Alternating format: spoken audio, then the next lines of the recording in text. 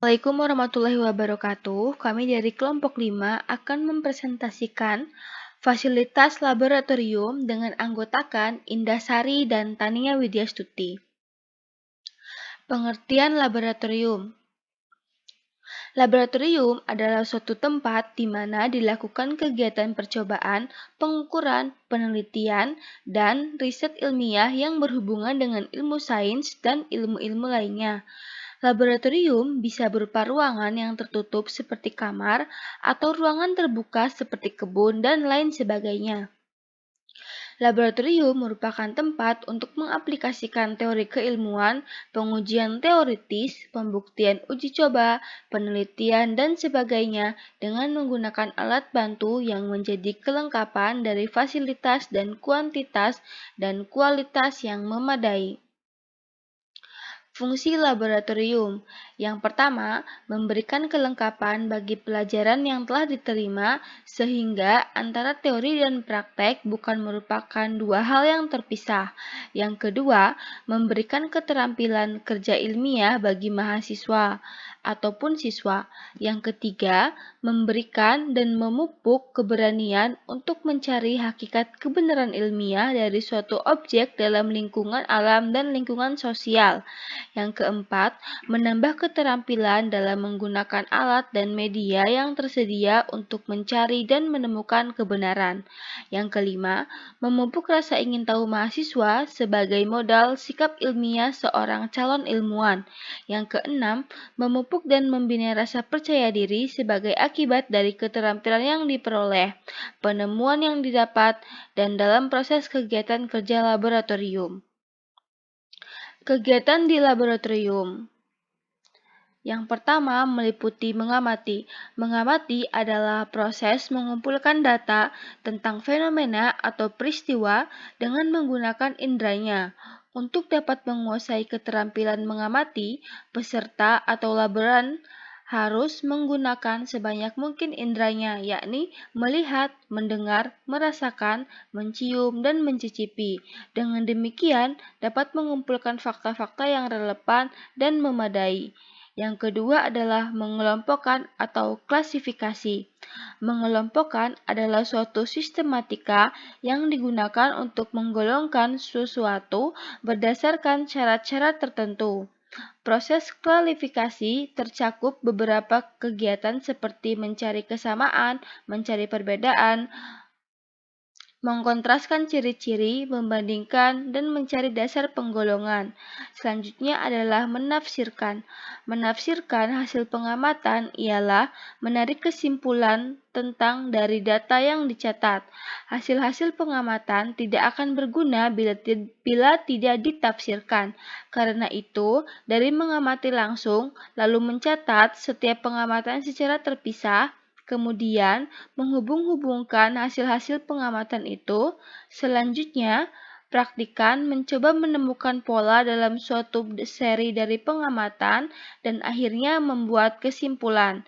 Selanjutnya adalah meramalkan. Meramalkan adalah memperkirakan berdasarkan pada data hasil pengamatan yang reliable.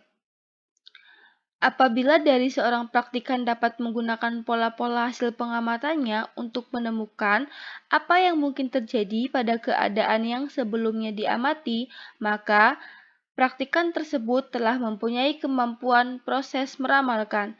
Selanjutnya adalah mengajukan pertanyaan. Keterampilan proses mengajukan pertanyaan dapat diperoleh siswa dengan mengajukan pertanyaan apa, mengapa, bagaimana, pertanyaan untuk meminta penjelasan, atau pertanyaan yang berlatar belakang hipotesis. Selanjutnya adalah merumuskan hipotesis. Hipotesis adalah suatu perkiraan yang beralasan untuk menerangkan suatu kejadian atau pengamatan tertentu. Selanjutnya, merencanakan percobaan. Agar praktikan dapat memiliki keterampilan merencanakan percobaan, maka praktikan harus dapat menentukan alat dan bahan yang digunakan.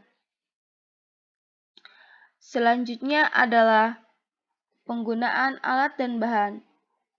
Untuk memiliki keterampilan mengetahui alat dan bahan yang digunakan, praktikan harus memperoleh secara langsung alat dan bahan agar dapat pengalamannya secara langsung. Selanjutnya adalah menerapkan konsep keterampilan.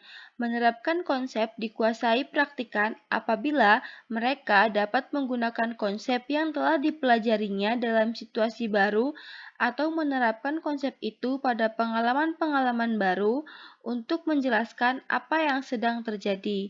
Selanjutnya adalah berkomunikasi. Keterampilan ini meliputi keterampilan membaca grafik, tabel, atau diagram dari hasil percobaan. Menggunakan data empiris dengan grafik, tabel, atau diagram juga termasuk salah satu berkomunikasi. Keterampilan berkomunikasi adalah keterampilan menyampaikan gagasan atau hasil penemuannya kepada orang lain. Fasilitas laboratorium yang pertama adalah pencahayaan. Untuk mendapatkan cahaya matahari yang cukup, maka disarankan suatu laboratorium menggunakan jendela yang terbuat dari kaca dengan luas sekitar 1/3 dari luas lantai ruangan. Jika bahan kimia atau peralatan instrumen sensitif terhadap sinar matahari langsung, maka gedung laboratorium harus didesain sedemikian rupa untuk menghindari penembusan langsung sinar matahari yang melebihi intensitasnya, yaitu sebesar 70 W/m². Pencahayaan dalam laboratorium yang diperlukan berkisar antara 540 sampai dengan 1075 lux atau lumen per meter kuadrat pada area kerja. Kualitas dan intensitas pencahayaan harus dikontrol agar masih dalam kisaran yang dapat diterima. Untuk itu, seluruh rekaman pencahayaan dalam laboratorium, pengendaliannya harus dipelihara sesuai dengan standar yang sudah ditentukan oleh laboratorium tersebut. Selanjutnya adalah ventilasi. Ventilasi juga didesain sedemikian rupa sehingga memungkinkan kontaminasi udara yang terjadi di ruangan laboratorium yang disebabkan bahan kimia dapat keluar dan digantikan dengan udara segar. Sistem ventilasi laboratorium dapat dilakukan dengan menggunakan ventilasi alami dan buatan atau AC.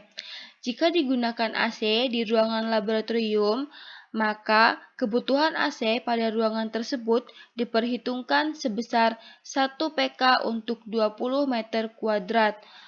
Menggunakan ventilasi alami tidak dimungkinkan pada ruang instrumentasi, ruang steril, atau ruang timbang karena akan menyebabkan adanya debu atau pergerakan udara yang dapat mempengaruhi peralatan dan instrumentasi laboratorium. Seluruh sistem ventilasi laboratorium harus dimonitor setidak-tidaknya 3 bulan sekali. Jika pemantauan kontinu tidak tersedia, serta harus dievaluasi ulang ketika ada perubahan pada sistem tersebut. Selanjutnya adalah sumber energi. Laboratorium harus memastikan bahwa sumber energi cukup untuk kegiatan operasionalnya. Selain itu, laboratorium juga harus mempunyai genset untuk cadangan energi apabila sewaktu-waktu ada pemadaman aliran listrik. Jika laboratorium menggunakan peralatan instrumentasi, maka kestabilan arus listrik adalah hal yang perlu diperhatikan, karena arus listrik akan sangat mempengaruhi kinerja dari instrumen yang mempunyai sensitivitas tinggi. Karena itu, perlu adanya pertimbangan penggunaan stabilizer di samping isolat ground, sirkuit, dan instalasi listrik yang mempengaruhi persyaratan dari suatu laboratorium. Selanjutnya adalah persediaan air. Laboratorium harus memastikan persediaan air cukup untuk kegiatan operasional, baik air destilasi, air bidestilasi, air demineralisasi, air untuk keperluan sehari-hari, misalnya air untuk pencucian peralatan gelas, cuci tangan, atau keperluan di kamar kecil. Selanjutnya adalah alat keselamatan. Fasilitas dan peralatan keselamatan harus tersedia untuk menjamin lingkungan kerja yang bersih dan aman. Di antaranya meliputi lemari asam dan lemari pengaman, di mana lemari asam ini ditujukan agar bahan volatil tidak menyebar di ruangan sehingga menyebabkan keracunan pada laboran yang sedang praktikum. Kemudian adalah informasi safety, alat untuk menangani tumpah bahan kimia, pakaian kerja dan alat pelindung diri, saluran air dengan kran dan shower, saluran gas dengan kran sentral, jaringan listrik yang dilengkapi dengan sekring atau pemutus arus, kotak P3K yang berisi lengkap obat, nomor telepon kantor pemadam kebakaran, rumah sakit, dan dokter, alat pemadam kebakaran yang siap dan mudah dijangkau, bak berisi pasir kering dengan sekop, selimut anti api, fasilitas pembuangan limbah. Selanjutnya adalah ruang praktikum. Beberapa fasilitas yang harus dimiliki di ruang praktikum adalah yang pertama, instalasi listrik, di mana instalasi listrik harus memenuhi kebutuhan praktikum agar praktikum sesuai dengan keinginan atau berjalan dengan sempurna. Selanjutnya adalah instalasi air. Instalasi air di dalam ruangan praktikum kebutuhannya harus memadai sesuai dengan kebutuhan dari praktikan, karena apabila kurang maka akan menyebabkan kegagalan pada hasil praktikum ataupun pencemaran bahan kimia terhadap alat oleh alat lainnya. Kemudian adalah instalasi limbah. Limbah di laboratorium bisa merupakan limbah yang berbahaya di mana terdapat bakteri. Nah, maka dari itu harus disediakan instalasi limbah agar bakteri dari limbah-limbah sebelumnya tidak mencampuri atau mengkontaminasi pada peralatan lainnya atau pada bahan sampel praktikum lainnya. Selanjutnya adalah ruangan kepala laboratorium. Yang pertama, ruangan kepala laboratorium terdapat di dalam laboratorium dengan satu pintu masuk dan keluar yang sama melalui ruang praktikum. Ruang kepala laboratorium IUB ini berukuran kecil apabila dibandingkan dengan ruangan laboratorium secara keseluruhan. Selanjutnya adalah ruang kepala laboratorium dan ruang praktikum sebaiknya disekat dengan dinding berkaca bening sehingga dari dalam ruangan ini guru atau kepala laboratorium dapat mengawasi kegiatan yang terjadi di dalam ruangan praktikum selama praktikum sedang berlangsung. Selanjutnya adalah ruangan kepala laboratorium didesain dengan sirkulasi udara yang baik atau bisa dengan menggunakan AC sebagai pendingin. Selain itu juga perlu memiliki instalasi listrik dan ventilasi udara yang baik. Selanjutnya adalah perabotannya diperlukan seperti meja, kursi, loker atau lemari berkas, dan buku dan berkas administrasi serta tugas dari praktikan. Ditambah juga seperangkat PC bila diperlukan dalam pengelolaan laboratorium. Selanjutnya adalah ruangan persiapan. Ruangan persiapan merupakan ruangan yang diperkirakan akan memerlukan lahan seluas 20% dari luas bangunan laboratorium. Ruangan persiapan berfungsi sebagai tempat kepala laboratorium atau petugas laboratorium dalam melakukan persiapan alat sebelum pelaksanaannya percobaan. Selain itu juga, ruangan ini digunakan untuk uji coba kelayakan alat dan dijadikan ruang perawatan alat-alat laboratorium yang baru saja digunakan atau pembersihan alat-alat laboratorium. Selanjutnya adalah ruangan penyimpanan. Ruangan penyimpanan barang di laboratorium sering disebut juga dengan gudang laboratorium. Luas gudang penyimpanan atau gudang hampir sama dengan luas ruang persiapan. Gudang ini dimanfaatkan untuk tempat penyimpanan akhir dari alat-alat laboratorium.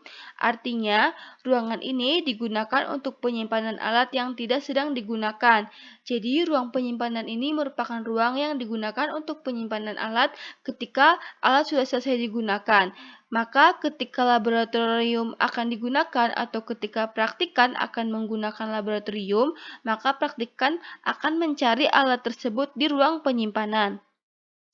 Terima kasih, sekian presentasi dari kelompok kami. Wassalamualaikum warahmatullahi wabarakatuh.